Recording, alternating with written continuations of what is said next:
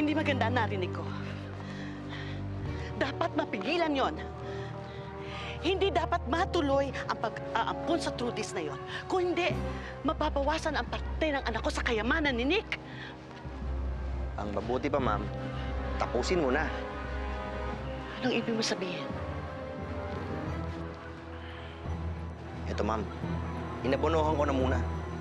Mabisa yan. Tutal, nasa loob ko na rin ng bahay, kayang-kaya mo nang lasunin ng bata.